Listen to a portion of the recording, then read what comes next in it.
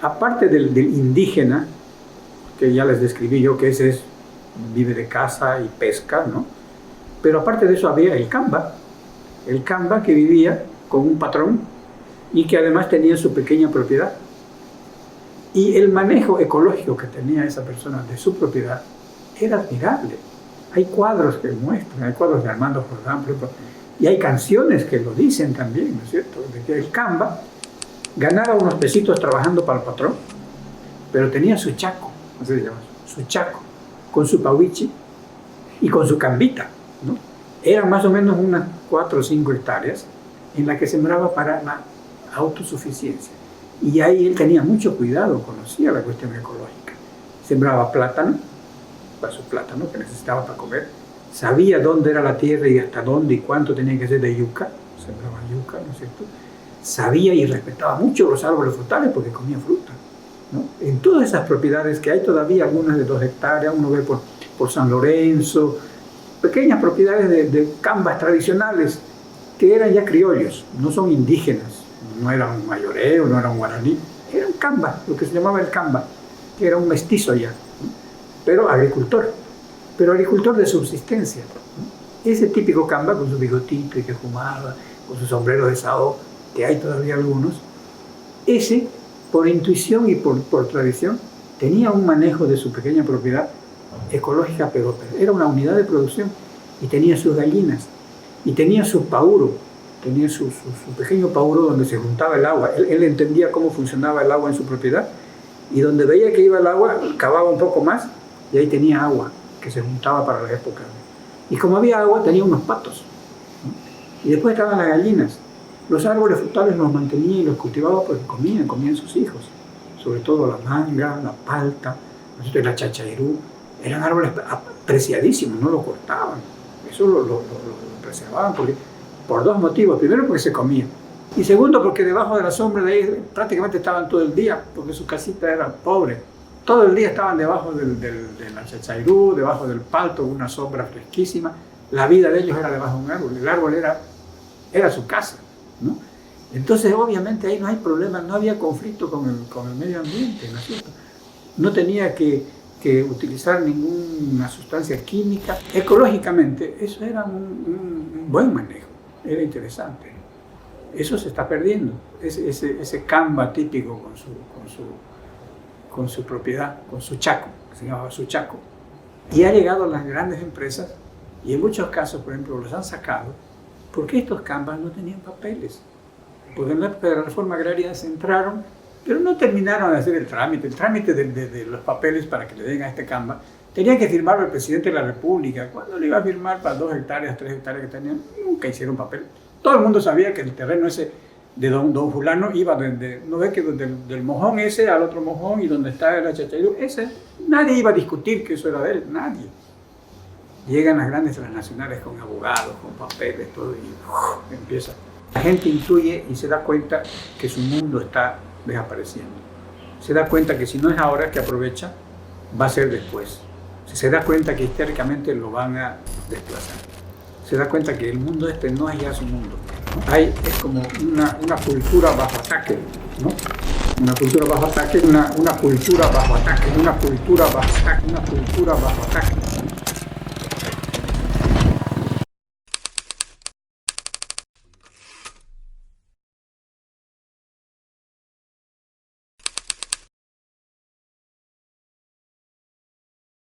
El fenómeno de Porongo y lo que ha sucedido en el Urubó es un fenómeno realmente digno de estudio, porque se ha realizado o se ha ocasionado un impacto ambiental severo en muy poco tiempo. Bueno, entonces se confirma que hay una agresión hacia el medio ambiente, de ahí que decidimos investigar cuáles son las realidades de estas agresiones. Estamos ahora en el botadero municipal de Porongo, donde se puede ver la acumulación de los residuos del pueblo. Vemos esta enorme montaña constituida de decenas de residuos de tipo no degradables. El manejo se limita solo en la recolección de vidrios y ciertos envases plásticos. El resto se encuentra aquí. Se ha puesto esta lona para evitar cierta contaminación de suelo, pero de cualquier manera la basura sobrepasa, ¿no? Toda esta parte de aquí, que no está siendo utilizada, debería ser para el depósito de la basura, sin embargo, todo está encima. Municipio de Porongo, que tiene que lidiar con toda la basura del Urubó, no está preparada para ello. En marzo del 2012 se había mandado un informe desde la Gobernación de Santa Cruz pidiendo al municipio el cierre de este botadero. Dicho informe mencionaba una infracción ambiental y exigía el cierre y la reubicación del botadero. Al no haber cumplido el cierre, la Gobernación reiteró el 2017 las exigencias previamente mencionadas. Estas imágenes fueron hechas en noviembre del 2018. Volvemos en abril del 2019. Como puede ver, se ha tapado la basura con tierra, formando 1.000 hojas de inmundicias como un regalo para las futuras generaciones. Al presente, aún se sigue usando el espacio como botadero de manera ilegal. ¿Qué relación tiene que tener el hombre con la tierra? De respeto. Porque no es la Pachamama de la que hablamos simplemente, porque cuando usted a la tierra la mata, la asesina, le absorbe, le saca y no le devuelve, entonces creo que ese es el tema también a nivel Santa Cruz, a nivel Porongo y a nivel casi de todo Bolivia. Hemos perdido el respeto. Nuestra investigación nos lleva ahora a los famosos condominios del Urubó. Lo que salta a la vista de inmediato es la amplitud de la deforestación, los cableados eléctricos sin uso, las murallas de hormigón y las infinitas serpientes de asfalto. Para poder generar desarrollo, el mal llamado desarrollo que nos han hecho creer, se está destruyendo todos los recursos naturales. Las bombas atómicas no solo quedaron en Japón. Cada día hay bomba atómica con un desastre natural, con los desechos químicos, con el mal uso que se hace de la tierra. El nivel de deforestación, el nivel de destrucción medioambiental, de extinción de la fauna que vivía en este lugar ha sido realmente a la velocidad de la luz. Porque si nosotros aquí, el alcalde y el consejo, no cuidásemos eso estuviera todo tirado al suelo. La mayoría de las urbanizaciones que se han venido gestionando en Porongo en los últimos 5 años no están dentro de la legalidad. Si esas pampas de por allá, donde no se podía construir, era libre, no había alambre, la gente no era dueño de ahí. Se hizo el camino y la gente empezó a alambrarse. ¿Y quién le dio papel? La alcaldía, pues. Si eso era libre, todas esas pampas eran libres, no tenían dueño. ¿Cómo se han animado a aprobar aquí la alcaldía los proyectos de vivienda? Si esos son los pulmones de Santa Cruz.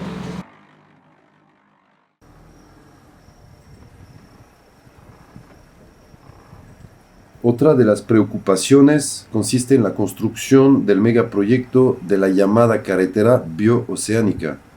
Esta autopista pretende ser el desvío del tráfico pesado de Santa Cruz, empalmando el kilómetro 13 de la doble vía con Buenavista, partiendo en dos el centro histórico de Porongo, ubicándose, como podemos ver, a nada más que a 800 metros de la plaza principal del pueblo.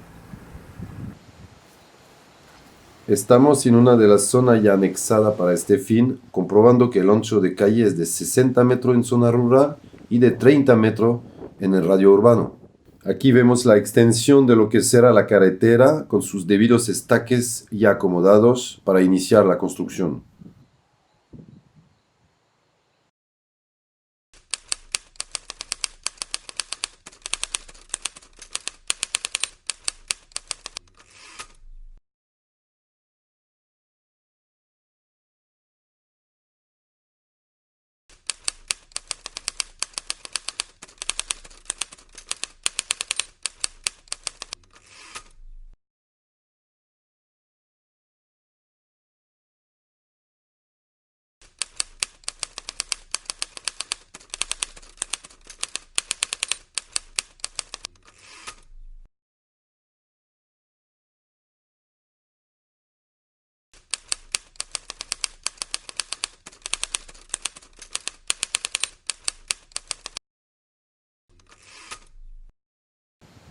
Nuestro paso de investigación por estas supuestas construcciones nos confirman en pleno las sospechas que teníamos al inicio. Es decir, vemos que muchas zonas son agredidas y se encuentran en grave peligro, obligando a las personas a abandonar sus tierras a nombre de un llamado desarrollo. Para entender cómo ocurre todo esto, hemos entrevistado a expertos.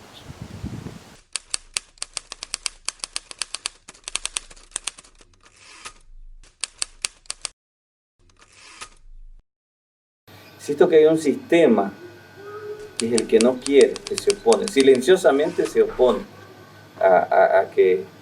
Es como que cuando usted es vegetariano y la comida vegetariana es más cara, digamos, ¿no? Más o menos lo veo así, el tema ecológico. Como que nos están pintando de que sí, es bueno ser ecologista, es saludable ser ecologista, ayuda y no sé qué más, pero es muy caro, mejor no serlo. Había fuerte la presión para encementar la plaza, ¿no? Decían que cómo era eso, que íbamos a quedarnos aquí como pueblo y nuestra plaza principal es de grama verde. En cualquier ciudad, pues ya que se respete, tenemos que hacer cemento, poner asientitos y poner, ¿no? Para caminar y las plantitas así. O sea, ya había la idea de destruir totalmente lo que es Porongo, que es su Esa es una cosa que nadie la toca, pero es real. Somos guardianes del Lamboró, ¿lo estamos cuidando? ¿O será algo irreversible que de aquí a poco no tendremos gran parte del Lamboró? Cuando se creen muchos tener porque son dueños de la tierra y pueden hacer con ella lo que quieran, se olvidan que la tierra es de todos, no de un papel o de una persona. Es nuestra casa. Y aquí es la única casa, lastimosamente, que tenemos, los millones y millones de las personas que tenemos. Pero sin embargo, nosotros solo la estamos aprovechando, no la estamos cuidando. Y ese también, que es el otro gran actor, es el que está totalmente ya sin opciones de que realmente se pueda preservar. Y el caso de la carretera es un ejemplo. No les interesa en absoluto esos grandes valores de ese otro grupo social, de ese otro actor social que es el poblador tradicional del pueblo, del núcleo, históricamente válido, digamos, ¿no? Que tampoco es tomado en cuenta ya. La ley de participación popular, que crea los territorios municipales, ¿no? Autónomos, sin embargo, no les da las posibilidades de defender ese mismo territorio. Y el caso de Porongo está claro. Es decir, Porongo, un municipio valiosísimo desde el punto de vista de su patrimonio territorial, sin embargo, un municipio muy pobre, técnicamente muy débil y con muy poco apoyo de la sociedad, digamos, de haber tenido un entendimiento con la sociedad civil para poder defender los intereses del municipio. La estructura que me causó eso no ataca. ¿Quién desmontó allá arriba? ¿Quién hizo que esto sea así? Entonces, quien hace daño a la naturaleza es el hombre, ¿no? No todos tampoco, pero es el hombre. Insisto, el equilibrio tiene que ser compartido entre todos. Y entonces el hombre también asume, así como ese que se ha asumido la destrucción el desastre que ha habido, también tiene que asumir que él no hace, algunas veces no hace nada, no dice nada. Y deja que otros critiquen, que otros hablen, que otros digan, ¿no? Y ellos no dicen nada. ¿no? Son esclavos de su pensamiento, son esclavos de su forma de vivir, de su costumbre de vivir. Y como que a veces cuesta romper ese esquema porque se ha acostumbrado a vivir en ese esquema, esclavizado por un estilo de vida. Y quien lo esclaviza sabe muy bien cómo hacerlo, ¿no? Hay un pueblo que verdaderamente es el pueblo de Porongo que está todavía queriendo salir del límite de pobreza, que no se ha satisfecho sus servicios básicos, y ahí es donde uno se pregunta ¿para qué ese desarrollo? ¿A quién se está desarrollando? ¿A quién están sirviendo realmente nuestras autoridades? Y ahí es la gran cuestionante, que hay incumplimiento de deberes, hay incumplimiento a la ley, y aquí no se está cuestionando un daño porque nos parte el corazón o nos duele mucho, sino se están cuestionando políticas públicas de fondo que están dañando no solamente nuestros recursos, sino lo que les toca a los que vienen atrás nuestro. Entonces vemos que hay muchos intereses dentro de un municipio que se podría decir que es pequeño, pero que está en un desarrollo muy grande, pero también con una afectación y una consecuencia demasiado severa tanto para el medio ambiente como para la sociedad, ¿no?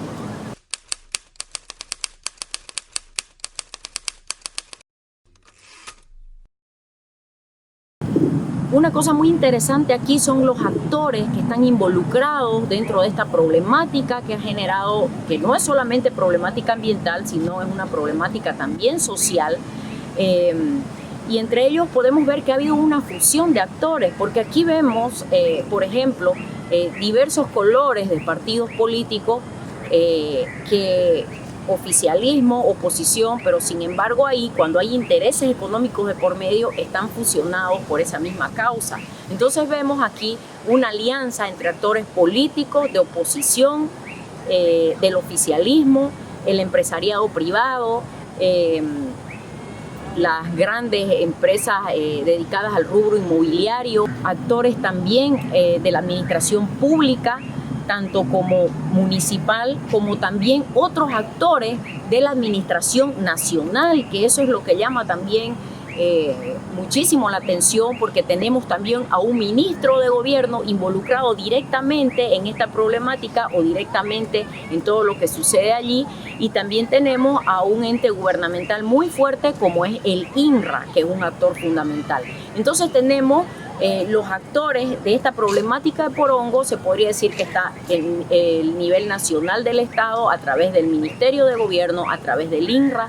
Tenemos al gobierno departamental, quien tiene entre sus competencias el diseño de la planificación departamental, y también tenemos la administración municipal, que tiene entre sus competencias toda la planificación directamente de la jurisdicción del municipio de Porongo.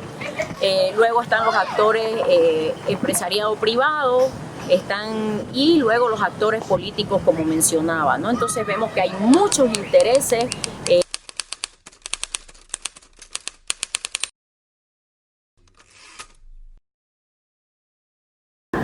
Y yo no vería muchos puntos en contra, ¿no?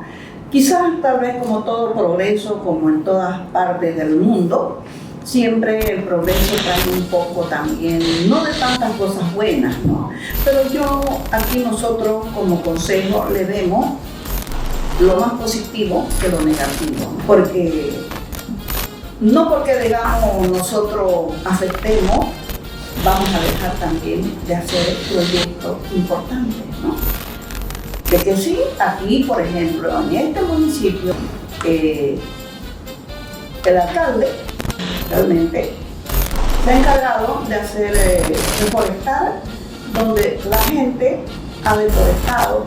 Así que la afectación realmente no es, digamos, una afectación que se haga y que no venga a devolver lo que le cuesta al dueño del predio donde se afecten. La gente que viene a hacer un emprendimiento sabe su responsabilidad que tiene que tener de cuidar siempre el medio ambiente, de cuidar, digamos, de que la gente se eduque también para ver en todos los aspectos, desde el cuidado del agua, de la basura, y como corresponde, tiene que tener. planificar, sin tratar de hacer el mínimo daño que se puede hacer al medio ambiente, ¿no?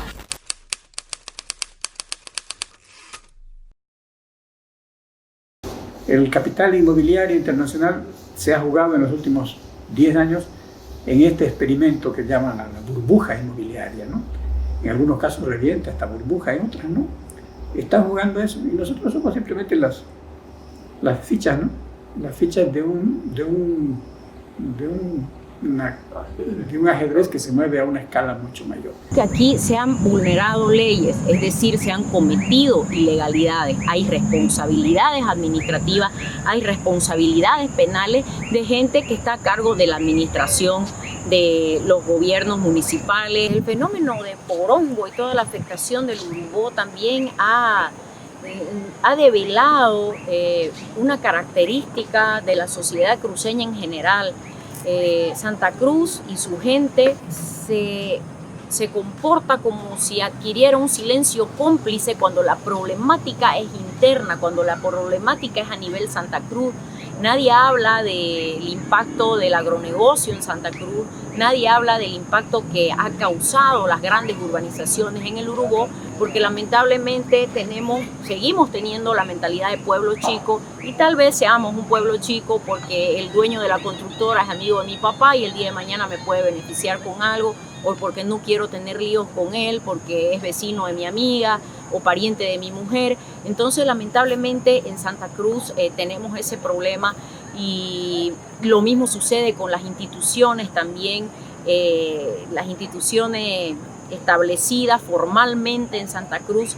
Lo que comanda al final, por encima de todo, es que el capital inmobiliario que ha llegado a la región, que antes no existía, es decir, a partir de la cabeza que es Santa Cruz es la cabeza donde llega el capital globalizado, transnacional, y ese capital viene con fines obviamente de utilizar el territorio para obtener utilidades. ¿Y qué se encuentra? Se encuentra con una región totalmente indefensa, se encuentra con un territorio en el cual puede hacer lo que quiere, porque si bien hay autoridades, las autoridades no han sido suficientes freno para poder, digamos, proponer una alternativa en la manera de utilizar el territorio, ¿no? Cuando uno dice eso, ¿qué puede interesar los bosques que teníamos en la zona del Urubó? ¿Qué les puede interesar, digamos, que los cursos de agua que eran naturales? ¿Qué les puede interesar la capacidad de absorción que tienen los suelos para dotar de agua potable en un futuro a Santa Cruz? ¿Qué les puede interesar los problemas de segregación social, económica que generan con las inversiones creando zonas de altos ingresos y zonas pobres? No es su problema, obviamente, ¿no? No es su problema. Ellos en 2 años, en 3 años hacen la inversión, recuperan y se acabó. Y la herencia ya ambiental y social tenemos que cargar a nosotros, ¿no? Y ahí van a ser donde ya se generan los grandes problemas. Así está la cosa. ¿Cómo se han animado a aprobar aquí la alcaldía los proyectos de vivienda? Si esos son los pulmones de Santa Cruz, ¿ya? Imagínense de aquí 20 años atrás, a cuando ya venga el 2050, vamos a quedar sin agua, todo fregado. ¿Por qué? Por unos empresarios que quieren hacer y se están llenando de plata, pues, ¿ya? Porque nadie lo para. ¿Por qué? Porque entre medio está el gobierno que tienen ahí sus terrenos. Así que, ¿de dónde se va a poder frenar? Si ellos están ahí, hay un inscrito ahí, pues entonces no se puede frenar. Pero y cuando no haya agua, ¿a quién vamos a ir a gritarle? No sé. Entonces ahí en el caso de Porongo estamos viendo cómo el poder central llega, se filtra y la sociedad local es cada vez más, está cada vez más sin protección, ¿no? Esa es la situación que estamos viviendo. Cuando pase eso con la ecología, mira, está bien que expandamos la ciudad hasta donde querramos, porque eso es economía, eso es obras, eso es carreteras, eso es albañiles funcionando, eso es clase media adquiriendo créditos para comprar su casa, y cuando sacan créditos la demanda crece y la banca crece, y cuando crece la banca eso estimula la industria, porque el capital bancario financiero es el capital industrial. Puta, vamos a parar toda esa lógica, viejo. Cuando nos ha tocado una puta vez en la vida, Ahora que la fiesta está bonita, te me vienes tú con huevadas. Y yo, pues mira, sí, hay cosas inteligentes que tienen que hacer, porque si no el costo, como en el tema del casco, va a ser terrible. El costo va a ser terrible y ya lo notas. ¿Está Santa Cruz, por ejemplo, en medio ambiente, haciendo bien las cosas? Yo creo que no. No está tratando inteligentemente el tema. La mayoría de las urbanizaciones que se han venido gestionando en Porongo en los últimos 5 años no están dentro de la legalidad, es decir, están fuera de la mancha urbana, están ubicadas en el área rural de Porongo. ¿Y qué quiere hacer ahora el municipio de Porongo? Ampliar su mancha urbana y poder absorber a todas estas urbanizaciones. Pero cuando miramos esa ampliación de la mancha, son 3 manchas distintas, lo que nos deja ver directamente que ha crecido en total ausencia de planificación. Es como que se ha generado un desorden, un abuso, un aprovechamiento de los recursos, una negociación tremenda con la tierra, dando plusvalía a terrenos que eran rurales y los han convertido a la fuerza terrenos que dejan de ser rurales, terrenos urbanos. Y ahora le dicen, señores, gobierno de Porongo, legalice todo esto. Estamos viviendo el momento en que el territorio es una de las fuentes principales de este capital inmobiliario que se mueve, ¿no? Y que lo primero que hace es entender cuál es la estructura de poder. Y llegando a Santa Cruz se dan cuenta que la estructura de poder a través de la cual pueden ellos controlar son obviamente el municipio más grande o la gobernación, ¿no es cierto?, para poder a partir de ahí neutralizar el caso de la famosa auditoría, ¿no?, que se tenía que hacer en Porongo. Se le exigió a la gobernación que haga una auditoría sobre cómo se habían aprobado las urbanizaciones. Y la gobernación no pudo hacer la auditoría, ¿no? No tuvo los mecanismos legales para hacer ni siquiera una auditoría sobre su misma actuación, que era las famosas licencias ambientales que se habían dado. Entonces, eso nos muestra cómo es un mecanismo, el capital que llega, como digo, gana y aprovecha hasta donde las condiciones se lo permiten. En un país como el nuestro, en que no obstante de que se hable de un proceso socialista, un gobierno del cambio, etc., en realidad es un gobierno inexistente y en muy pocos países en América Latina el capital tiene tanta facilidad para moverse y para lucrar sin que haya presencia de Estado, ni municipal, ni departamental, ni nacional, menos todavía. Y lo que está es el capital que llega y el capital ve oportunidades de oro para, obviamente, tener utilidades con lo que se llama, en realidad algunos lo han llamado esto, el extractivismo urbano, ¿no? Es como la economía extractiva de la minería. Primero era solo la minería, después algunos ya hablan también de agricultura extractiva, la soya, la producción así para exportación. Y resulta que también hay un extractivismo urbano que consiste simplemente en comprar una propiedad agrícola, dividirla, hacer lotes y vender los lotes, listo. Entonces ya con eso es la fase primaria de construcción de ciudad, entonces se queda en una mentalidad extractiva o extractivista. Esto de la ciudad, por ejemplo, la ciudad de la nueva Santa Cruz, la gente no sabe cómo puede ser, porque es del tamaño de lo que era Santa Cruz hasta el Cuarto Anillo, ¿no? Y otros dicen, bueno, contentos, qué bien, hay inversión, trabajo. Y no se dan cuenta que eso es simplemente un mecanismo de la globalización. Es una manera como el capital inmobiliario a nivel internacional se está moviendo, creando todas estas oportunidades de inversión para los fondos de pensiones, para el lavado de dinero internacional. Ya ha sucedido en Panamá, ya ha sucedido en Miami, no es ninguna novedad. Uno va a Panamá y encuentra barrios enteros, edificios enteros vacíos que se han construido para vender, para que el capital invierta ahí, porque siempre dicen el ladrillo es lo mejor, el cemento es lo mejor. Entonces, en muchas ciudades, en España ha sucedido el mismo fenómeno, ¿no? Antes de la crisis del 2009, se construyó muchísimo, mucho más de lo que se necesitaba. Entonces, hemos entrado en ese ritmo. Nos ha llegado demasiado rápido mecanismos muy sofisticados empresariales, nos hemos globalizado muy rápido sin que las autoridades ni la sociedad civil se haya dado cuenta de frente a qué poderes estábamos y frente a cuál es el proyecto, digamos ya macro, ¿no es cierto?, que nos va a llegar. Hemos perdido el respeto. O sea, hemos tenido muchos conceptos, y de hecho tenemos muchos conceptos hasta legales en cierta forma y leyes. Somos un país muy lleno de leyes, pero también hay un principio jurídico que mientras más leyes, más corrupción. Yo pienso de que la mayor parte pues de aquí de los pobladores, casi todos tienen familiares que trabajan en la alcaldía. No vale la pena ir a una reunión, perder todo un día, porque al menos yo no soy de la que voy a ir a perder todo mi día para que yo pida para mi mercadito, para mi patio de comida, algo que realmente necesitamos y que después lo aprueben en ese momento y después vamos y decimos, no, se cambió porque había otra cosa más importante. Entonces, esas son cosas injustas que no deberían de hacerle a la gente, que no deberían de hacerle al pueblo. Nuestro alcalde realmente no ha olvidado a nuestro pueblo, lo tiene olvidado al pueblo.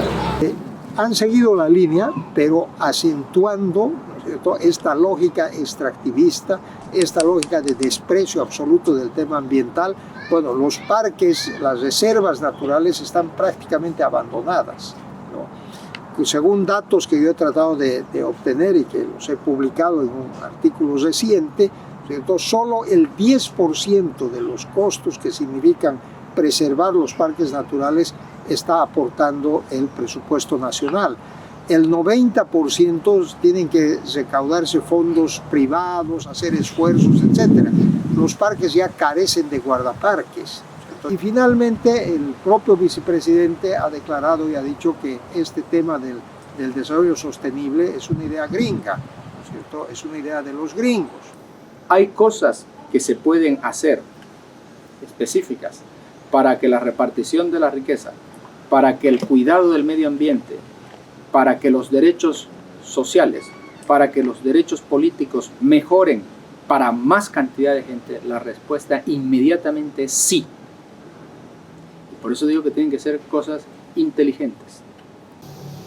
Bueno, el campo preocupante, lo preocupante que yo veo es que es una sociedad cada vez más de una concentración enorme de poder, una sociedad, un país cada vez más autoritario y con cada vez menos espacio para la sociedad civil. Pero al mismo tiempo veo también que la sociedad civil está reaccionando. Yo veo que sobre todo los jóvenes están reaccionando. Los jóvenes están asumiendo una serie de cosas que hasta el momento no eran tema de discusión, no eran debate nacional, y sin embargo ellos los han puesto en la agenda y en el debate. Entonces, por un lado hay un poder que se concentra cada vez más con carácter autoritario, pero por otro lado yo veo que hay una sociedad civil, sobre todo de jóvenes, a través de las redes, a través de las plataformas, que está planteando con mucha seriedad los temas que van a ser la agenda del futuro. En ese sentido yo soy optimista, ¿no? Creo que el panorama no ha mejorado, si bien se ven que hay esfuerzos de los líderes internacionales, pero cuesta mucho ver reflejados estos esfuerzos en las políticas públicas concretas que adoptan los gobiernos locales y que esto se pueda transmitir y bajar hasta la ciudadanía y sobre todo a aquellos sectores como empresarios, agropecuarios que también manejan gran parte de estos recursos naturales, ¿no? Y aquí hay una cuestión de poder, es un poder interno, o sea, yo tengo el poder, ¿no? Y yo con mi poder puedo hacer lo que yo quiera. Entonces, entra la cultura de lo desechable, ¿no? Aquí no quiero entrar a lo plástico para no confundir, pero decir, todo es desechable ahora, ¿no? Todo es desechable, no solamente el plástico, relaciones, amistades, sociedades, convenios, la palabra, cuando la palabra antes era un pacto, ¿no? Ahora hasta la palabra no es creíble. Entonces, la depredación también es una estructura cultural, es una estructura del cerebro. Yo existo, yo y mi entorno, yo y mi realidad, ¿no? Yo y mi casa, yo y mi familia, yo. Entonces a mí me estorba ese árbol porque está en mi propiedad, lo tumbo. Esa quebrada, ese río me estorba que esté cerca mío, lo desvío. Entonces como no hay gente que se rebele, porque además no necesitamos gente que piense. Ese superhombre de acá arriba no necesita que haya gente o la mayoría que piense. Porque el momento que la gente piensa, que opina, se le acaba una arma que la gente tiene, que es el miedo. Entonces, ¿a qué le tiene miedo verdaderamente el de arriba? Es a que éste no tenga miedo. Por eso le infunde todos los días miedo. te voy a quitar tu casa, te la voy a comprar te vas a quedar sin trabajo, o sea, el superhombre, el que cree hacer lo que da la gana, te cree que porque vos sos nada, o cree que vos sos nada, no tenés que pensar. Entonces tengo que limitarte todas tus herramientas para que vos pensés. Porque el día que vos pensés por ti mismo, no vas a tener miedo. Yo quiero que vos tengas miedo. Entonces yo quiero que vos tengas miedo. Si yo puedo tener 1000 hectáreas de soya, quiero que sepas que yo soy poderoso. Que yo puedo tener 1000 hectáreas de lo que quiera, de lo que sea, y vos no. Vos no tenés derecho a tener eso. Porque vos tenés que ser mi trabajador, yo tengo que darte de comer, yo tengo que controlarte. Tenés que estar cerca mío, inclusive para controlar, no lejos, para controlarte, para fiscalizarte. Y no es que esté malo tener, nunca va a ser malo tener, pero el tener no tiene que ir lejos del ser. Soy persona, soy ser humano y tengo que estar en relación con la naturaleza, con el otro hombre que no es menos que yo, por no tener. Ahora, después de esto hay otro traspiés, que es el poder económico. El poder económico tampoco tiene que ser un instrumento, no debería ser un instrumento negativo. Además, todas las riquezas están hechas para distribuirse. El tema es que cuando se controla o unos controlan, creen controlar todo, ¿no? Creen controlar todo. Ahora, el hombre más sencillo, de repente, el hombre que creemos que es más ignorante, tiene más argumentos de defensa que aquellos que nos creemos que tenemos un poco de formación. Entonces también tenemos que aprender a hacer humus, humilde, tierra, que nuestros conocimientos, nuestro dinero no nos hacen más bien humus, más tierra, más hombre. De repente estamos siendo menos hombre porque estamos siendo menos humus, ¿no? Entonces de repente somos más humus cuando somos más tierra, cuando nos damos cuenta que estamos aquí, Entonces el daño podría revertirse o por lo menos o paliar, como dicen algunos, si entendemos que estamos aquí. Pero mientras que hay una superestructura mental, esa es la que cuesta destruir y que esa saben manejarla aquellos que la manejan, ¿no? Pero nosotros todavía podemos arreglar esas cosas, podemos hacer de que la gente vea el daño que está haciendo, porque es un daño que se está haciendo al mismo pueblo, a Santa Cruz, porque con el tiempo vamos a hacer cola para tomar agua. Pero lamentablemente es una pena, como digo, en Santa Cruz, cómo se ve que la gente agarra, bota basura, botan sus pañales, botan cualquier cosa, ¿no? No hay educación, por eso yo cuando, por ejemplo, yo voy, aquí vivo feliz, pero voy a Santa Cruz, no puedo.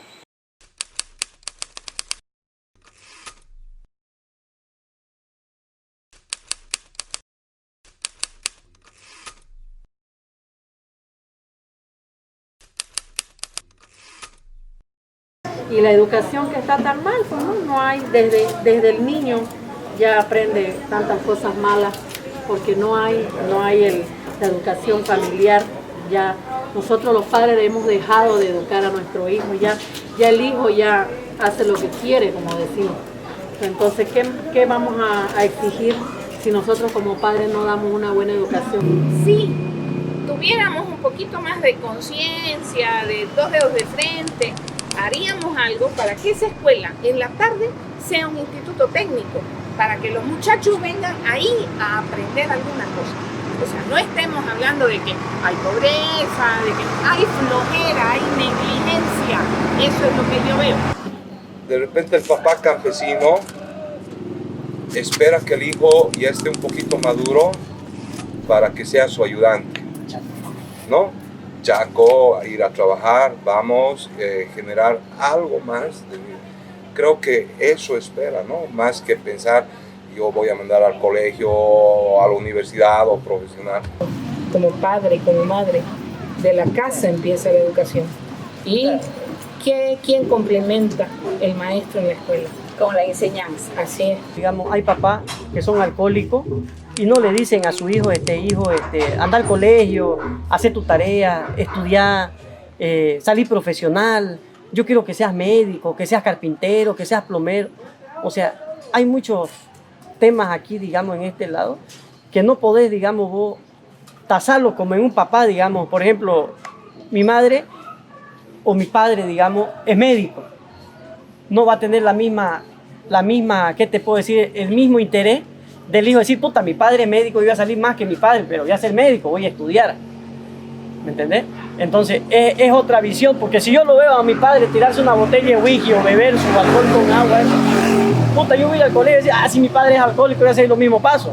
¿Ves? No hay, digamos, ese amor o ese interés de decirle a su hijo, no, yo quiero que estudie, yo quiero que salga profesional, o aunque sea que le diga, puta, mira, ¿me ves alcohólico? No seas vos alcohólico, salí profesional, yo quiero que salgas, conozcas otros países, tengas otra visión. El problema del alumno, pienso que no solamente es porque no recibe una buena educación, una buena enseñanza, una buena guía de parte de los profesores. No pienso que no es solo eso. Pienso que viene desde casa. Algunos padres son muy irresponsables con la tarea de ser padres, ¿no es cierto? No están preparados para ser padres. Brindan mucho tiempo a su vida social, a sus amigos, a las fiestas, ¿no? La vida social que llevan, en otras cosas, pero no están abocados en el apoyo, la ayuda, la guía, la enseñanza, las instrucciones que pueden darle a su hijo, que creo que debería ser prioridad. Los colegios no tienen lo que los alumnos necesitan, una biblioteca, una sala de cómputos, son cuartos de 4 paredes, sin ventilación, vidrios rotos, no hay iluminación, tienen que prender celulares los nocturnos para pasar clases, es una lástima.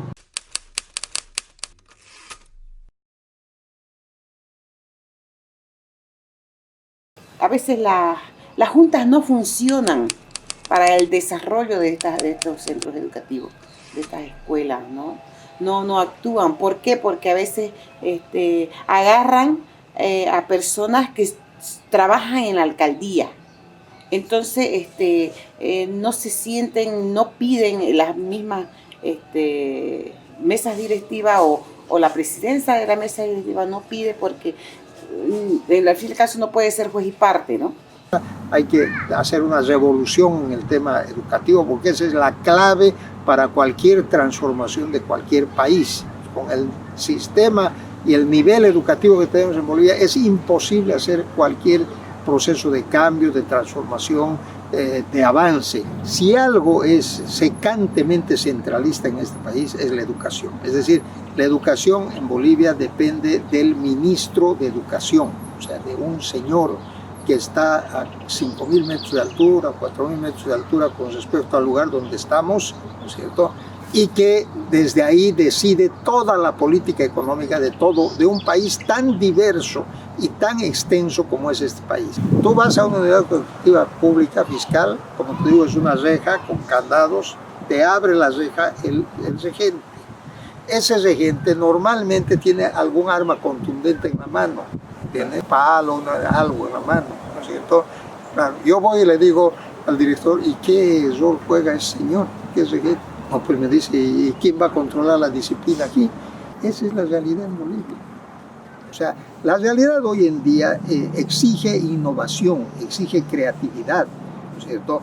Exige tener inteligencia emocional, es decir, saber comunicarse, saber interactuar entre las personas, ¿no es cierto? 1, salí de bachiller aquí en Porongo. 2, me fui a estudiar a Infocal para salir mecánico automotriz. Correcto. De aquí me iba 6 de la mañana porque Infocal entraba a las 7. 6 de la mañana tenía que salir 5:30 a la parada para lograr salir en la camioneta. Pagaba 6 pesos era el pasaje, 6 de ida, 6 de vuelta, eran 12 pesos. Aparte tenía que en Infocal comprar mi comida, que eran 12 pesos. Aparte tenía que pagar mi micro de ida y de vuelta de la parada a Infocal. Entonces, más o menos me salía diario unos 30 bolivianos. ¿Ya? Sí. Y teníamos que arañar de donde sea. Privada. ¿Ya? Teníamos que pagar de donde sea. Y aparte había que pagar a Infocal todavía. ¿Ya? Entonces, eso nosotros lo podíamos, mi madre lo podía pagar. ¿Por qué? Porque yo vivía en la plaza, en pleno centro del pueblo, de donde mi madre hacía empanadas, maja blanco, conserva, todo, y lo vendíamos. Y los fines de semana yo vendía empanadas de arroz en todo el pueblo. Entonces, ahí yo podía, digamos, con mi madre, bancarnos los presupuestos, digamos, para el día, ¿no? Entonces, pero tuve compañeros en el colegio que no tenían esa posibilidad, de que su papá era chacarero, trabajaba jornales, ellos trabajaban limpiando chacos, caseros en el monte. Por ejemplo, tengo dos amigos que son caseros del ingeniero Jimmy Beiser. El uno me dijo, niño, yo quiero estudiar igual mecánica, me dijo, quiero salir de aquí a ser mecánico. Puta belleza, pero ya la posibilidad no le dio, se fue a Pailón por allá a hacer carbón. ¿Por qué? Porque la situación no le dio al tipo para estudiar. Entonces, tanto de esos compañeros, tengo muchos que no pudieron seguir estudiando y se quedaron en su chaco y ya conocen mujeres, ya se meten a muchachos, a hijos, y se acabó su juventud, se acabó su estudio y se quedan de chacareros en el campo, se quedan a trabajar en el monte. Entonces ahí se muere su niñez y su estudio y todo lo que ustedes quieran. Pero aquí no hay nada. Pero no es por culpa del porongueño, es por culpa de las propias autoridades, que todos los recursos que llegan, en lugar de hacer una universidad, de, qué sé yo, hacer un tecnológico, toda la plata la vuelven nada. No digo se la roban porque no lo veo, pero sí veo que no hay la obra. Sí se han desarrollado, por ejemplo, algunas bibliotecas y centros culturales en los distritos, ¿cierto? Hay una infraestructura, una red de infraestructura. El gran problema es el contenido, es decir, este es un gobierno municipal, el de acá, que es muy bueno para construir, ¿no? Sí, yo siempre digo, más que gobierno municipal, es una empresa constructora, ¿no? O sea, sabe pavimentar, sabe hacer infraestructura, etc. El tema es que no hace desarrollo humano, ¿cierto? Este es el gran déficit.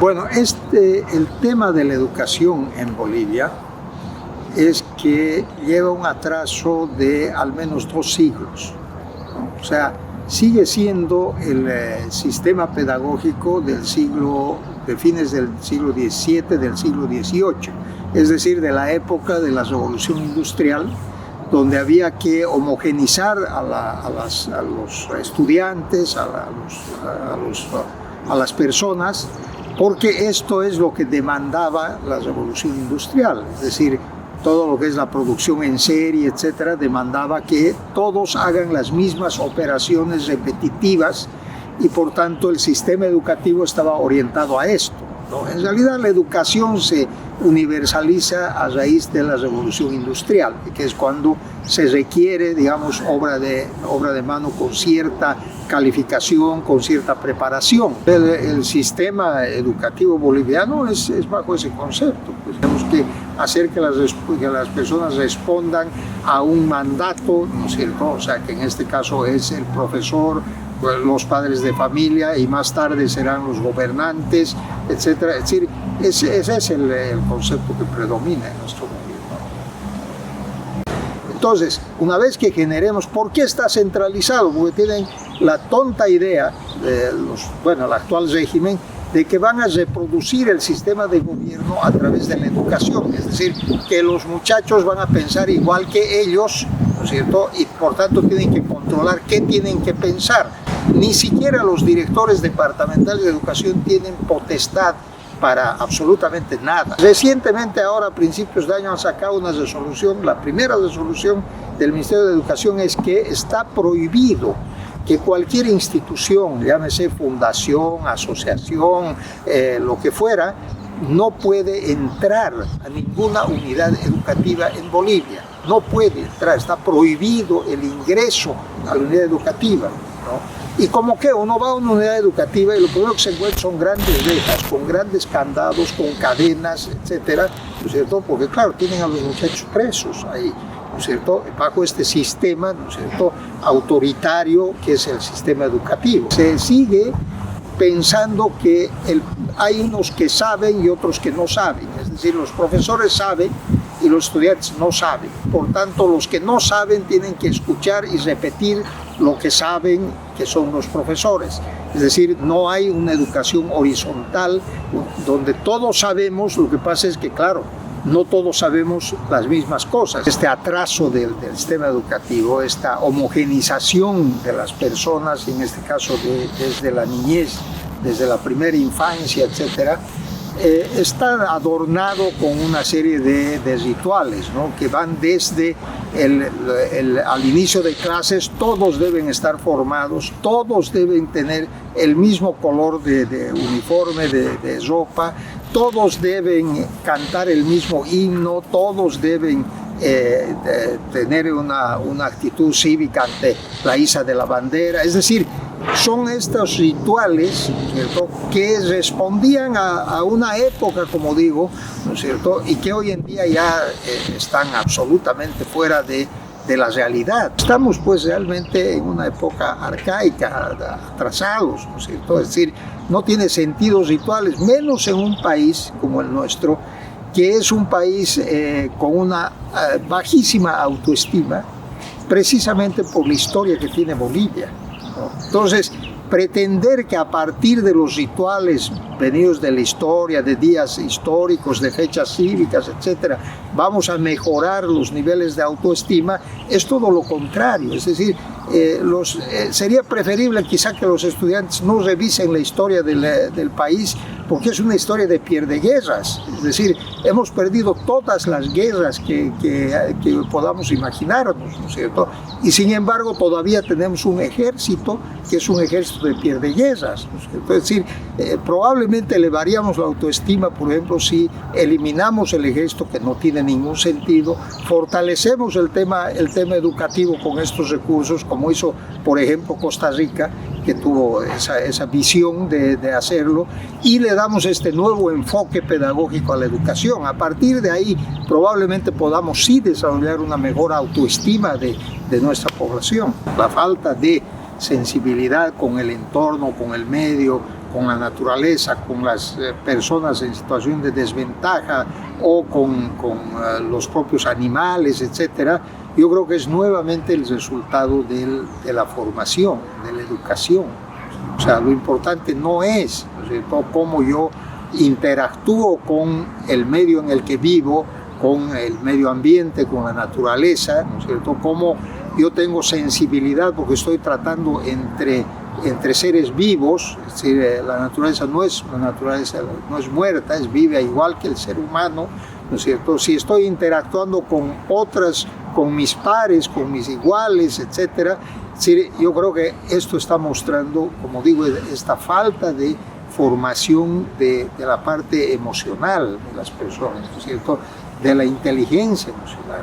Es un tema de formar el espíritu humano, ¿no es cierto?, es decir, y formar el cerebro humano, ¿no es cierto?, de manera que reaccione de otra manera de la que está reaccionando hoy en día frente a su entorno, a su medio, al resto de los seres con los cuales comparte el planeta. Todo está mezclado con la política, con la mala política, mala administración política. Has hablado muy bien. El otro día hemos ido con Carmiña, Nini, a Terevinto. Han construido una universidad grande en Terevinto, pero no funciona. ¿Por qué? Porque dicen que en el terreno era del pariente de uno de la alcaldía, no sé cómo es. Colegio, papito. O el colegio, un mega colegio que se está embromando con la lluvia. Está abandonado. ¿Por qué? Porque en un colegito antiguo, y el mega colegio que les han hecho no lo utilizan porque es un terreno que no estaba aprobado, pero el de la alcaldía le había comprado al primo y habían denunciado y ahora está no lo entrega a la empresa parado. Constructora. El alcalde se lo está viendo que no tiene ese interés de traer progreso a Porongo para que los jóvenes sigan ahí atrasados, sin tener conocimiento, sin tener especialización, sin ser profesionales. Se da mucho que pensar, como en otros países, lo que hacen los presidentes, someter a su pueblo, humillar a su pueblo para que no tengan conocimiento y no le reclamen las cosas como tienen que ser. No reclamen su derecho. La educación, cuando uno la ve la educación, nadie quiere que se eduque, nadie quiere que se profesionalice. Todo es costoso, todo es difícil. Aquí miremos en Porongo, estamos en el año 2018. Estamos hablando, yo antes me he fijado en las estadísticas, el 50% de la población del municipio, según el INE, a datos actuales, es pobre. Hay un 20%, 25% exactamente, que está en la extrema pobreza. Estamos hablando de un 75% de la población que es pobre y un 25% que es media y después media alta. Bueno, que sin acceso a los servicios básicos y todo lo que quieran. Pero no hay en ninguna parte de cientos de kilómetros cuadrados aquí, a metros de la ciudad, que algunos gritamos puente, gritan de todo, grita la gente, pero se han dado cuenta que nadie grita, por ejemplo, para tener una carrera universitaria, nadie grita para sacar un instituto técnico y sacar un eléctrico. No hay en todo el municipio un lugar donde salga un eléctrico, porque no conviene que la gente estudie, no conviene que la gente tenga su ingreso propio, no conviene para el que maneja el poder económico de este otro polo, que el otro maneje su propia billetera. ¿Por qué? Porque ya no va a depender de su sistema y él necesita que esté controlado a su sistema, ese sistema que le da de comer, que le da de vestir, que le hace camino, que le hace una cosa, que le inyecta calmantes, que le adormece, que lo duerme. Entonces, no necesito que estudien, necesito que dependan de mí. Entonces, en cientos de kilómetros cuadrados, nadie tiene que ser ni plomero, ni eléctrico, ni saber nada.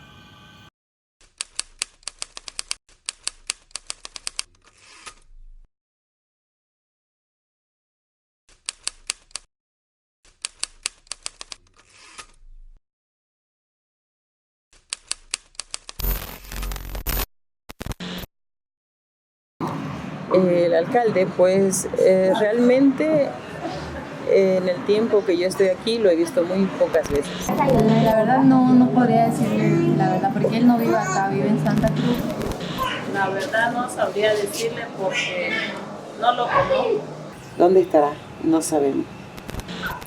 Porque solamente lo vemos cuando hay campañas, ¿no? Mire, no sabría decir porque el alcalde, para empezar, no vive acá en Porongo. No sé si vive en el Urubó o en la ciudad, siempre dicen eso. No sabría decir, no lo conozco yo en persona a él y no sé dónde se puede ubicar él. Hemos preguntado por él, pero no hay. Mire, no sé dónde se encontrará en su casa, se encontrará en la alcaldía, dónde se encontrará, no sé. No, la verdad no. Pero si lo pilla para alguna fiesta o algo, eso sí lo va a encontrar, pero después no sé. La verdad tampoco sé. Casi la mayoría de la gente por acá, al alcalde no lo conocen. Yo no lo conozco hasta ahorita. Porque él no para aquí, pues. Al mes una vez viene apenas. Solamente se los ve para los aniversarios, para la fiesta, para las borracheras. Ahí se lo encuentra el alcalde de Porongo. Supongo que está en el Urubó.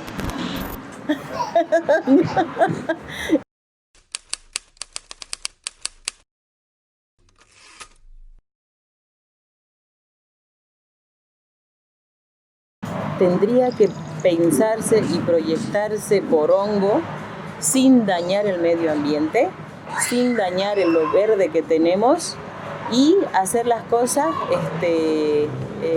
hacer por ejemplo las necesidades básicas que son un alcantarillado, por ejemplo, ¿no es cierto? Para que las aguas servidas tengan dónde ir y no estén yendo al subterráneo, a la tierra, ¿no es cierto? No tenemos un hospital. Las personas, nuestros vecinos se nos mueren a medio camino porque del hospital paracetamol o de la posta de paracetamol lo mandan a la ciudad, a los hospitales que tenemos en la ciudad y no logra llegar con vida, se mueren en medio camino. Yo he tenido una parienta que ha muerto en medio camino, entonces todo eso duele, afecta y nos sentimos impotentes porque no se puede hacer nada. Los recursos de los porongueños, ¿dónde están? Si no los invierten en el municipio, ¿en qué los invierten? ¿A dónde los llevan? ¿No? Está hasta para sospechar muchas cosas.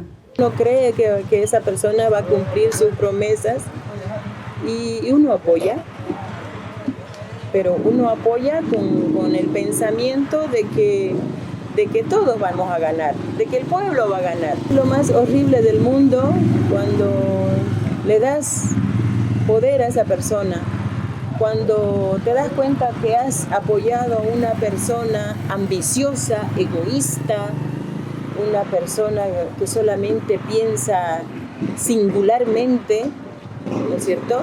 Y uno dice, wow, ¿qué ha pasado? Por eso le pregunto, ¿cambio de qué? ¿De qué hay cambio? No hay cambio de nada. No tenemos cambio ni en el medio, ni en el medio ambiente, no tenemos cambio en salud, no tenemos cambio ni en educación.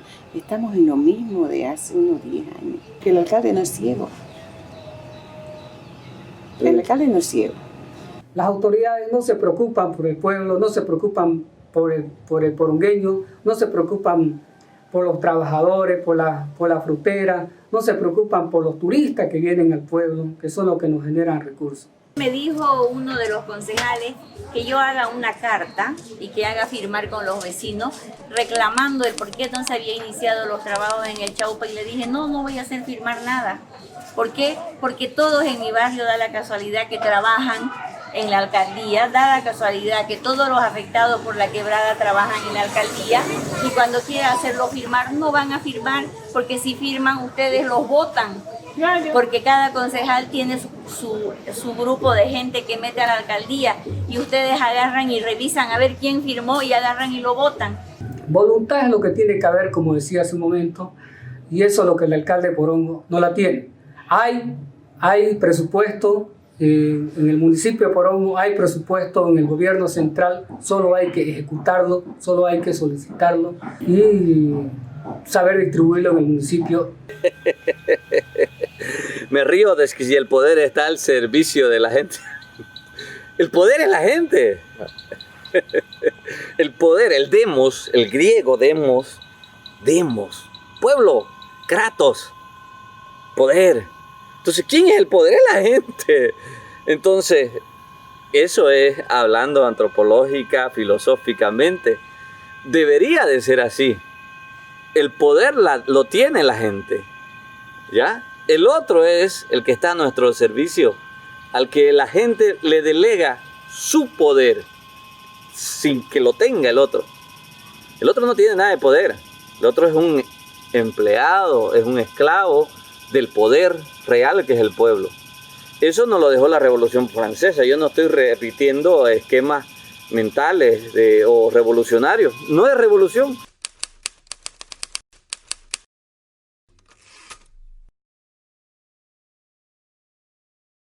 El hombre se ha vuelto, en vez de ser, se ha vuelto un esclavo de ciertos tópicos económicos a cambio de su destino, de su futura generación. Dentro de las cosas que a veces nos meten es que necesitas más. Cuando usted va al súper, esas ofertas dobles son porque necesitas más. Entonces tenés que comprar más, tenés que gastar más. Entonces, como que te meten esa mentalidad de que teniendo más, sos más persona. Falso. No sos ni más persona, ni mejor ciudadano, ni mejor humano. Sos un mejor consumidor de cosas que después en el ambiente, para el ambiente son totalmente innecesarias. Falta el efecto contagio. Pero también es parte de una sociedad donde no quiere eso. Una sociedad donde te obliga a que no hagas eso, porque te lo da todo hecho. Querés algo, está ahí. Todo lo que sea malo es fácil acceder. Si usted se da cuenta, en la sociedad donde vivimos, quiere droga es fácil. Quiere beber, emborracharse es fácil. Quiere esto otro es fácil. Difícil mantener un trabajo. Difícil educar y cambiar la mentalidad de su hijo, de su hija, de personas, de su vecino, ¿no? Entonces, y el hombre actual no quiere comprometerse. Entonces, yo creo que por eso digo que falta el efecto contagio, el efecto de no tener vergüenza. O sea, él si está de verdaderamente comprometido, el que sea, cualquiera, el que me está escuchando y dice, lo voy a hacer, que estoy convencido de que lo puedo hacer, vamos a conquistar el mundo. De repente será muy tarde cuando ya tengamos que hacer nuestras casas de mucho plástico, ¿no? De tanto reutilizar y reusar, pero tenemos que hacerlo. Creo que ya no hay credibilidad, ha perdido la gente la credibilidad. Hemos perdido la credibilidad en nuestras mismas personas, en nuestros mismos vecinos. porque donde hay dinero hay corrupción. Al no haber denuncias, al no sacar a flote las irregularidades que hay en el pueblo, somos cómplices. Todos, bueno, no sé si todos, porque pienso que la mayoría de los que viven y son de aquí de Porongo están con una telaraña en los ojos, ¿no? O no quieren oír. Nos falta coraje, ¿será? Pues?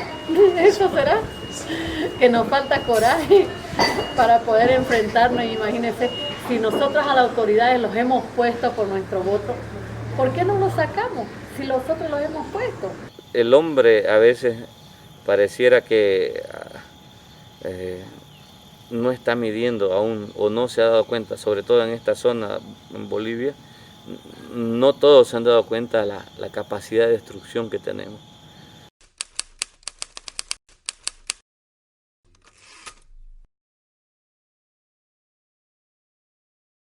Bolivia está enfrascada en una visión absolutamente desarrollista, completamente. Es decir, esto es lo sorprendente. Es decir, lo sorprendente es que un gobierno como este, que yo creo que generó enormes expectativas, ¿no? Por venir, bueno, del mundo indígena, se esperaba con ideas renovadas, pero resulta que toda la política económica de este gobierno es exactamente la política que ellos critican, o sea, la política neoliberal. O sea, están siguiendo a pie juntillas. Es decir, todos los indicadores, como decía, de desarrollo que ellos tienen son indicadores del desarrollismo.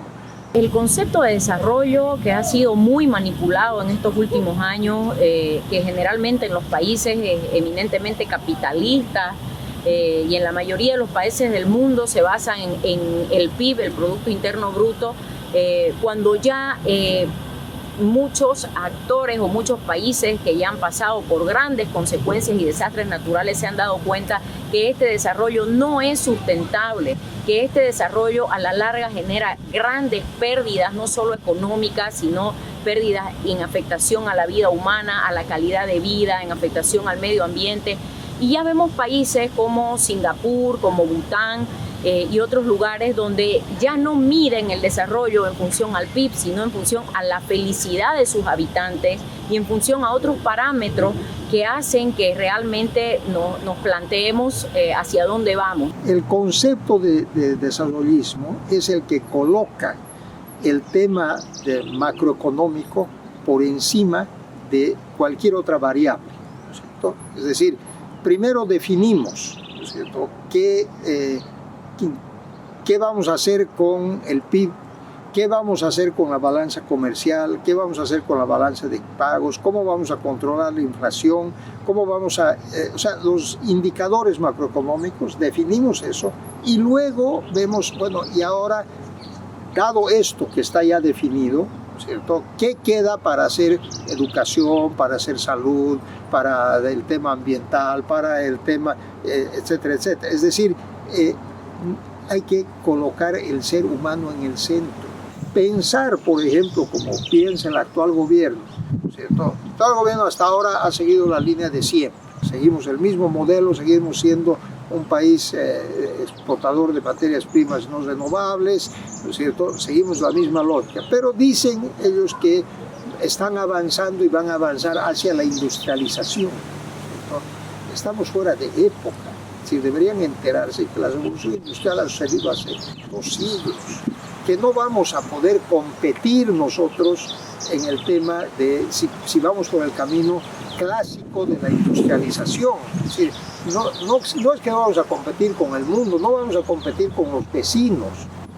¿Qué sentido tiene que nosotros hagamos fábrica de papel si podemos comprar papel a precios 5 o 6 veces más baratos que los que vamos a producir? Por un tema de economía de escala. Entonces, nosotros somos apenas 11 millones de almas frente a más de 200 millones que tiene el Brasil. Es decir, es imposible que avancemos por la vieja línea de industrialización, no tiene sentido. Hemos perdido muchos espacios públicos que deberían estar al servicio de la población, que deberían ser usados por los ciudadanos, y es lamentable cómo vamos retrocediendo en los derechos ciudadanos, en la calidad de vida de ciudadanos, para dar prioridad a gremios corporativizados como empresas privadas, como transportistas, como gremiales. Entonces se podría decir que Santa Cruz va creciendo a la demanda y a la presión de este tipo de gremios, de este tipo de intereses, y no así de los intereses de la población en general, del ciudadano de a pie, de las familias, del niño, del joven, ¿no? Lamentablemente ese es el tipo de desarrollo que ahora estamos encarando y que nos quieren hacer creer evidentemente que Santa Cruz es el motor de desarrollo del país, pero la pregunta clave ahí es ¿a costa de qué? Somos el motor del desarrollo del país, pero ¿qué está pasando internamente? ¿Cómo está la calidad de vida del cruceño? ¿Qué está sucediendo en nuestras provincias donde la población rural está migrando hacia la ciudad porque tampoco encuentra condiciones de desarrollo, de oportunidad en el campo, y llega aquí para engrosar los cinturones de pobreza porque tampoco hay oportunidades ni para la población indígena que migra, ni para la población rural que migra? Entonces estamos creciendo lamentablemente en un desorden absoluto, ¿no?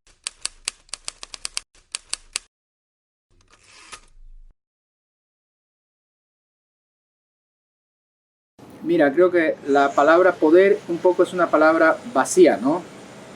Tiene que significar un verbo. Y el verbo de la palabra poder es dominar, es dominación, ¿no? El poder económico tampoco tiene que ser un instrumento, no debería ser un instrumento negativo. Además, todas las riquezas están hechas para distribuirse.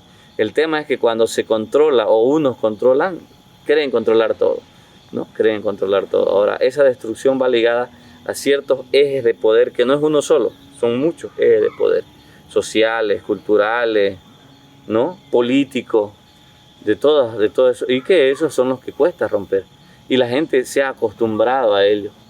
En el Estado, la concentración de poder, el monopolio de poder, es la característica de la vida pública. Entonces, cuando me preguntas, ¿el poder trae más poder? ¿O por qué la tendencia al abuso en el poder? La respuesta no es psicológica, es de sistema político. Nosotros elegimos, o nuestros padres, o quién elegiría, el Estado para vivir, para nacer y para desarrollarnos y para estar. Elegimos el peor sistema en términos de monopolio de poder. No hay manera de discutirle al Estado el monopolio del poder. Es capaz de determinar el papel higiénico con que te limpias el culo y también la vida y la muerte. Porque si no te registraste en el registro de Estado, no eres ciudadano, no existe, tiene monopolio de la vida, no me jodas. Ese es el Estado. Entonces, digamos, para bien y para mal, somos nosotros la época del monopolio del poder. Nunca antes, en los 150.000 años de historia de la humanidad y en los 13.000 años de historia de la humanidad organizada en comunidad, nunca antes hubo un sistema así. Nunca. Cuando uno lee el espíritu de las leyes de Montesquieu, que fue antes de la Revolución Francesa, se quería atacar ese poder por un elemento, dice Montesquieu. Evidentemente él propone, no existía la división de poderes, ¿no? Pero el principal elemento que dice el espíritu de las leyes es que ya estaba todo corrompido. La democracia interna municipal es lo que no está funcionando, y es que es la lógica en la que ha entrado el país, de que el poder maneja ya todos los otros poderes. Entonces, si una persona, en el caso de un alcalde, cuenta con el aval de la Fiscalía y del Poder Judicial, no hay quien lo toque ya. Y además cuenta con el Consejo. El primer filtro es el Consejo Municipal. O sea, cuando hay irregularidades, normalmente en otros países, inmediatamente eso, ¿quién lo descubre y lo denuncia? El Consejo Municipal, que es la instancia controladora del alcalde. Para eso se ha creado el Consejo. Pero en nuestro país lo que se ha dado es que los consejos son prácticamente manejados por los alcaldes, ¿no? Son del mismo grupo, tienen su mayoría, por lo tanto los consejos jamás denuncian nada. El caso del alcalde de Santa Cruz, por ejemplo, que tiene 40 denuncias de la Fiscalía, no se mueve ninguna, mientras tenga el aval, ¿no es cierto?, del gobierno central. El momento que Percy Fernández se pelee con el gobierno, de un día para otro le aparecen 40 demandas y los fiscales se mueven, y eso en 2 días está preso. Entonces ese es el drama. El drama es que en este país ya no hay los poderes autónomos que puedan ver estos casos. Si el alcalde de un municipio ha amarrado ya su poder a la estructura del poder nacional o departamental, no hay quien lo pueda tocar ya, porque ni la Fiscalía, ni los jueces, ni la policía, ni la Contraloría, menos todavía, nadie lo va a tocar, ¿no? Ese es el caso parecido en el caso de Warnes, el alcalde es masista, no va a pasar nada y nunca, ¿no? Entonces, ese es el drama, o sea, lo estamos viviendo en pequeño, pero ese es un drama del país, el drama de un país en el que ha desaparecido la independencia de los poderes. Entonces, cuando el Ejecutivo, que es el municipal, no está cumpliendo, en otros países uno tiene los otros poderes para denunciarlo, pero aquí no hay esos otros poderes. Ya no son formas delincuenciales individuales, son grandes redes que trabajan gracias a que existe ya también una estructura de poder que es la que negocia todo esto, ¿no? Y bueno, en esas condiciones es pues que la sociedad civil se encuentra, en este caso, en el Porongo, pero en Santa Cruz también, en todas partes. La sociedad civil se encuentra en una situación de indefensa total. Todo lo que se ha legislado es mentira, ¿no? Todo lo que se ha legislado, por ejemplo, sobre control social, no existe. Hay una ley de control social. Traten a ver ustedes de poder utilizar la ley de control social para un caso como este. Imposible. Una ley totalmente genérica, que no define nada y que está todo en manos de que alguien de esta estructura de poder quiera realmente abrirlo y no quiere. Comienzan a ni siquiera a darte la información. No hay una ley que obligue a las autoridades a darte la información. Aquí si no quieren no te dan un papel, no te informan de nada. Nosotros hicimos un plan de ordenamiento de Porongo en función de este proceso de metropolización que ya se daba, ¿no? Y al hacer ese trabajo nos dimos cuenta que nos tocó, hacíamos el trabajo, lo presentábamos, aprobaban, estaba muy bien. A los 2 meses nos volvían a llamar y nos decían que no, que teníamos que presentar otra vez el trabajo para explicar bien. ¿Y por qué? Decíamos, no, es que ha cambiado el Consejo Municipal, ya ha cambiado el presidente porque lo han cambiado al otro. O sea, ya había ese juego, que había momentos en que las comunidades tenían el predominio y entonces querían conocer el plan, y otros momentos en que los grupos, digamos, de mayores ingresos eran los que más o menos tenían el control del municipio. Hace algunos años el capital financiero era, digamos, ¿no? Era los bancos, cuando hubo todo el tema de todo el periodo del neoliberalismo, de los Chicago Boys. Era la época en que la gran riqueza surgía de las maniobras en Wall Street, de las maniobras en la banca, no era lo demás, la industria ya pasó. Era ahí donde se ganaba plata. Ahora no. Ahora donde se gana más plata y más segura, sobre todo más segura, es el tema inmobiliario a nivel mundial. Entonces estos grandes capitales están viendo.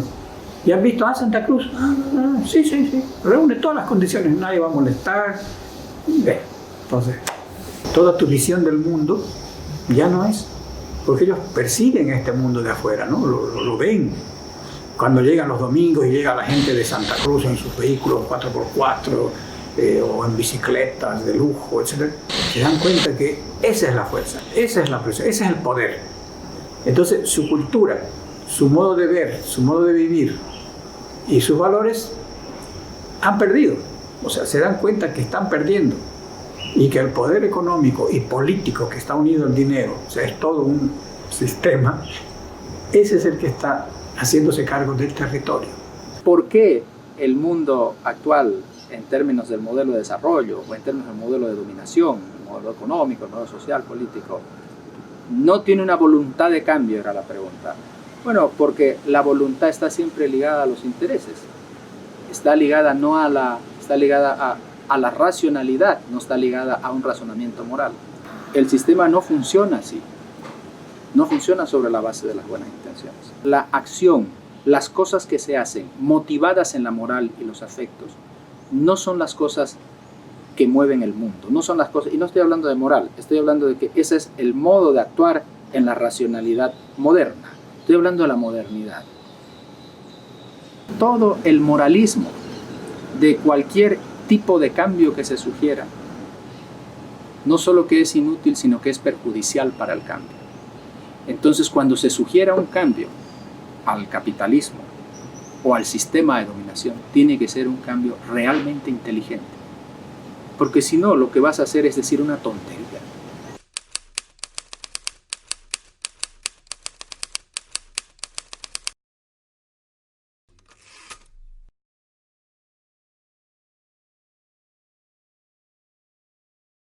La gente, uno, tiene un cansancio, muchísima gente, de los sistemas, del sistema económico de acumulación sin límite, que nos ha llevado a ese nivel de éxito, fíjate. Qué maravilloso nivel. Y tiene un cansancio del sistema de poder del Estado. Tanta norma, tanta huevada. Un desarrollo sustentable apunta a poder desarrollarnos de manera de no poner en riesgo los recursos naturales de las futuras generaciones que vienen atrás. Entonces, si no estamos cumpliendo con ese parámetro de sustentabilidad, es un desarrollo que en realidad no es desarrollo definitivamente, ¿no? Los indicadores que debemos medir es cómo ha mejorado el ser humano, las personas en un determinado país entre, como les gusta aquí comparar, entre el 2006 y el 2019, es decir, qué cambios ha habido en la ciudadanía, en las personas, ¿no es cierto? Qué capacidades se han desarrollado, qué posibilidades mayores tienen los seres humanos o no las tienen, ¿cierto? Porque si no, a mí no me importa en absoluto que el PIB sea el 4, sea el 3 o el 2, o que la balanza de pagos sea equilibrado o no sea, o que la inflación esté más o menos controlada o no tanto, ¿no es cierto? Si mis condiciones de vida no solo siguen siendo las mismas, sino inclusive hay un cierto deterioro. Si algo cambia en el capitalismo, si algo cambia en los escenarios de los estados, es siempre por intereses, y por eso los cambios tienen que tener un fundamento de interés importantísimo. Con esto no estoy diciendo que no se pueden impulsar cambios, estoy diciendo que los cambios tienen que tener inteligencia y fuerza.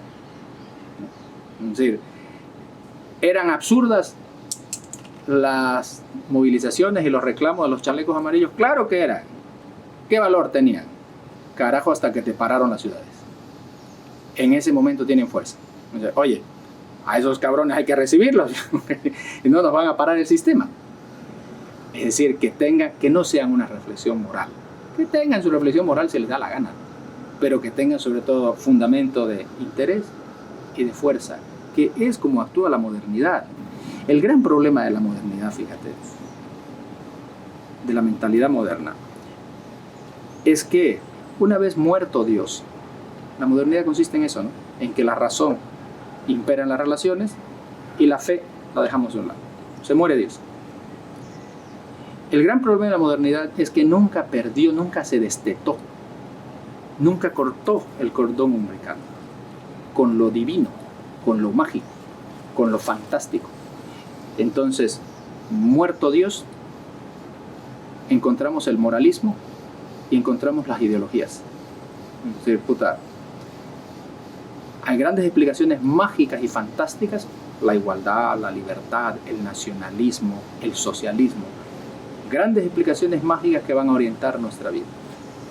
Y entonces muchísima gente en una civilización inteligente, que es la civilización occidental, ha perdido siglos y siglos fantaseando sobre ese tipo de cosas. Denunciando no sacamos nada. Mientras no haya una posibilidad de incidir en las políticas públicas primero y después de controlar el control estatal, van a existir siempre estas dificultades, ¿no? Y lamentablemente, si tuviéramos una clase dirigente iluminada, uno podría decir al último, bueno, ya, que hagan como piensan, que no haya participación, que no controlemos, porque más o menos lo hacen bien, digamos, ¿no? No será como queremos, pero bueno, pero no es el caso. Es decir, lo que hacen es un desastre total. Entonces, cuando uno quiere, como sociedad civil, porque lo ve, uno quiere intervenir para aportar, para corregir los errores que se están cometiendo, no se puede. No se puede, porque eso ya está siguiendo su lógica mafiosa, diría yo, de poder que se ha estructurado en el país, ¿no?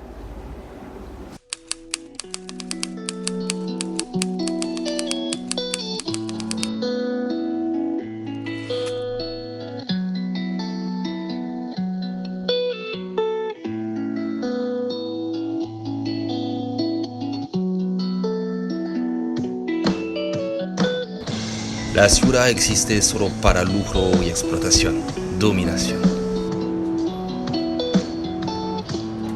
tenemos esa idea de que todo tiene que ser limpio, todo tiene que ser ordenado, todo tiene que ser de una manera, digamos, ¿no? De una forma de pensar. Porque al final de cuentas, el día que te jubilas ya ha pasado gran parte de tu vida persiguiendo sueños que ni siquiera son tuyos, que te han propuesto. Todo lo que nos rodea es mentira. Yo creo que es un punto de vista de contacto. A mí me parece que estamos perdiendo el contacto como humanos.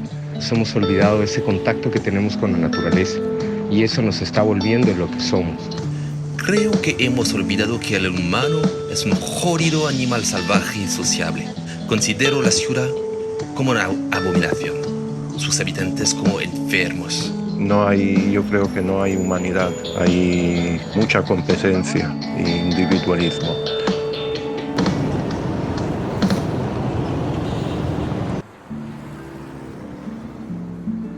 Para el que mira sin ver, la tierra es tierra nomás.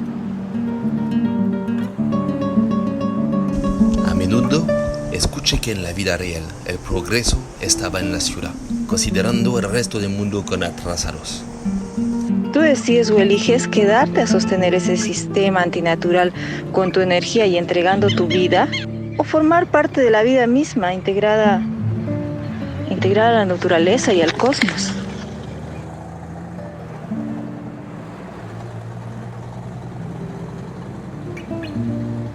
Me fui buscando una educación auténtica que nos permita a los padres, a los profes, a los niños florecer como seres humanos. Siento la vida en sí misma como un proceso constante de transformación. Creo que poder abrirnos a la conciencia es hacernos cargo de nuestro caminar. Somos la gente, el pueblo, lo que podemos cambiar las cosas llevando a cabo este tipo de proyectos, intentando apoyarnos unos a otros y apoyar productores locales y que no sea todo solo por el dinero. Existe una alternativa diferente, que no va en contra, pero tampoco va con el sistema. Ese sistema que nos prepara o nos forma a su medida sin respetar nuestra integridad como ser.